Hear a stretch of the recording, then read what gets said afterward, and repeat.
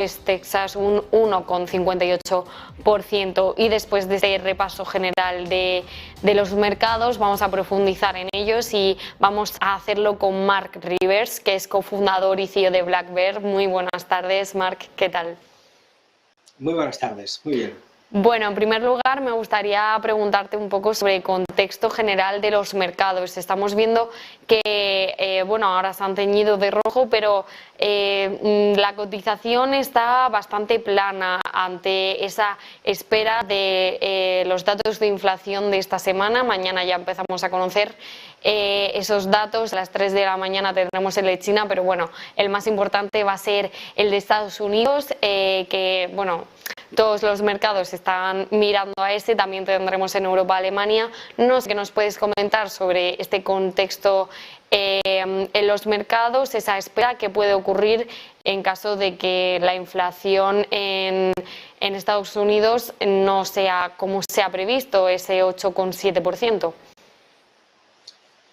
Sí, la verdad que estamos en un momento súper interesante de las bolsas, ¿no? Hemos vivido, técnicamente, en los mercados sabemos que se mueven con impulsos y correcciones, ¿no? Eso es muy importante porque la construcción de la tendencia se forma con eso, que son impulsos y correcciones, ¿no? Esas subidas, esos zigzagueos típicos. Y cuando analizamos el momento del mercado es tan importante porque al final la estructura del precio descuenta toda la información que existe en el mercado por parte de todos los inversores. Y sí que es cierto que el mercado, cuando hace estos zigzagueos, fíjate como ahora el mercado está en una tendencia bajista, ¿no? En Europa es cierto que hay la dilatación de la invasión en Ucrania, pero lejos de eso, el resto de bolsas presentan un proceso correctivo que, si más no, ha corregido toda la subida desde marzo del 2020 hasta la actualidad, ¿no? Entonces, en este punto que están ahora los mercados, estamos en ese umbral de lo que cambiaría lo que es una corrección o un rebote a un cambio de tendencia. Es decir, los 2/3 de ajuste del movimiento correctivo están prácticamente cumplidos. Eso quiere decir que el mercado sigue estando en una fase de rebote y, a pesar de que en las últimas sesiones, incluso semanas, el mercado ha amortiguado y ha empezado a rebotar y nos ha calmado, incluso dándonos esa esperanza de que las bolsas pueden retomar las subidas, seguimos en zona de rebote. Es cierto que ha rebotado con algo de fuerza, pero, insisto, seguimos en zona de rebote. Solamente viendo el Nasdaq por encima de los 14.000 puntos y el DAX cerca de los 14.500 puntos, estaríamos viendo que a lo mejor el mercado sí se prepara para cambiar la tendencia, porque hay dos puntos muy positivos bajo mi punto de vista. El primero, muy importante, el Nasdaq ha corregido un 35%, todos los mercados bajistas de media suelen corregir ese 35%, con excepciones, por supuesto.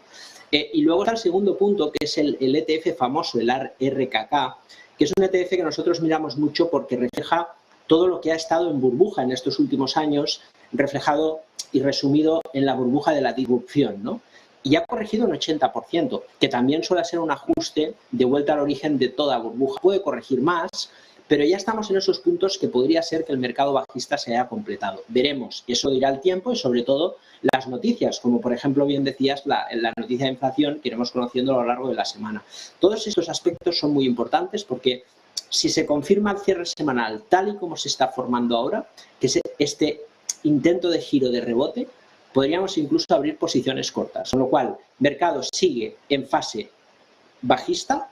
Es cierto que el rebote ha sido fuerte, pero sigue dentro de los cánones técnicos de rebote y, por lo tanto, moderación, incluso insistir en que puede ser una buena oportunidad para rehacer la cartera, tener algo de liquidez e incluso buscar posiciones cortas. Las próximas semanas, sin duda, son decisivas. Sobre petróleo, que acaba de ver que los futuros han dado la vuelta, llevábamos toda la mañana viendo un poco esos futuros en negativo, y el West Texas por debajo de los $90 el barril, ya lo supera. Ayer también veíamos subidas de hasta el 2% en estos futuros. No sé qué nos puedes comentar sobre esta materia prima. Bueno, la verdad que nosotros estamos viendo, bueno, no nosotros, sino todo el mercado, estamos viendo cómo los metales están cayendo fuerte, ¿no? Y que hay una cierta moderación de este punto, digamos, de este exceso que hemos vivido en los mercados de las commodities. Es cierto que el petróleo ha tenido ese pico en el clímax, ¿no?, de la invasión en Ucrania, y luego ha continuado su tendencia alcista. Estamos en un proceso correctivo, los precios del crudo han recuperado precios previos a la invasión, en esa tensión que vivimos, y esto es un patrón de distribución. Si no se tensiona de cara al invierno y otoño ese suministro de energía en Europa, es posible que ya estemos viendo ya la distribución, el techo, el saneamiento de este mercado, de los excesos y una vuelta a precios más racionales. Para eso tendríamos que ver los precios por debajo de estos $85 barril y que vemos ahora reflejado en el ETF americano, el United States Oil, que replica la cesta de derivados del petróleo, ¿no? Con lo cual, proceso de distribución claro en el mercado del petróleo y vamos a ver, eso sí, qué pasa en este otoño-invierno cuando llegue el invierno en el hemisferio norte y cómo eso va a pesar sobre los precios del crudo y cómo va a evolucionar la guerra en esas fechas, con lo cual muy incierto, pero si no pasa nada raro, lo lógico y normal es que siga cayendo el petróleo con sus rebotes. Y bueno, también moviéndonos específicamente a la economía estadounidense, hemos visto cómo la curva de tipos se ha invertido más que nunca, bueno, más que desde hace 20 años, la diferencia entre ese bono de rentabilidad estadounidense a 2 años y a 10 años se amplía. Esto pues puede ser muestra de ya ha entrado la economía en recesión técnica, como veíamos con ese último dato de PIB en Estados Unidos. ¿Qué va a pasar con esta economía? ¿Estamos entrando en una recesión mucho más fuerte? Sí, vamos a ver. Es cierto que tenemos que ir viendo, ¿no? Yo creo que esto es una crisis un poco peculiar. El principal punto negativo de esta crisis, bajo nuestro punto de vista, es la nula capacidad fiscal que tienen los gobiernos a través de la Reserva Federal. Sabemos cómo están los balances del Banco Central Europeo y de la Reserva Federal Americana, y por parte de los gobiernos. Sabemos también cómo están los gobiernos después de ya tener un nivel de deuda enorme. Ahora encima los planes de recuperación de la pandemia y ahora en esta crisis pues tenemos un margen limitado en cuanto al intervencionismo político, ¿no? Claro, eso es lo que cambia, ¿no? ¿Quién va a apoyar la economía? ¿Quién va a ocupar esa demanda agregada cuando los gobiernos no puedan estimular mucho más sus balances?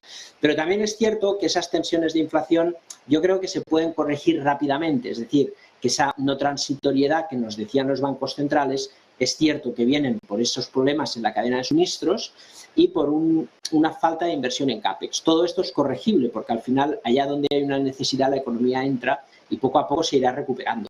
Con lo cual, vamos a ver qué pasa. Los datos son muy importantes, lo que estamos viendo es un empeoramiento de estos datos y la renta fija también es cierto que lo que decías es dramático porque el bono a largo plazo americano ha caído un 30%, eso es inaudito en la historia de la bolsa porque un inversor que invierte en renta fija a largo plazo, perder un 30% es una auténtica barbaridad y eso ha pasado. Las carteras de fondos conservadoras en muchos casos han sufrido tanto o más que las agresivas de renta variable y eso es simplemente un efecto colateral de la ingente cantidad de dinero que han inyectado los bancos centrales y cómo eso lo han derivado los mercados de renta fija, creando una burbuja que ya se ha saneado, como hemos visto, ¿no?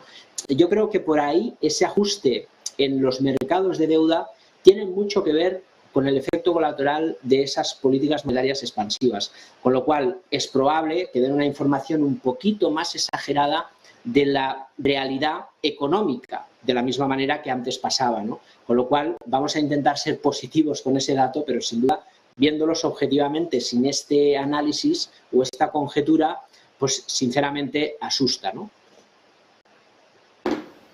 Bueno, pues muchas gracias, Marc Ribes, por ese análisis tan completo y por darnos esas claves frente a ese dato de inflación que vamos a conocer precisamente mañana. Muchas gracias y feliz verano. Igualmente, gracias a todos y feliz verano a todos.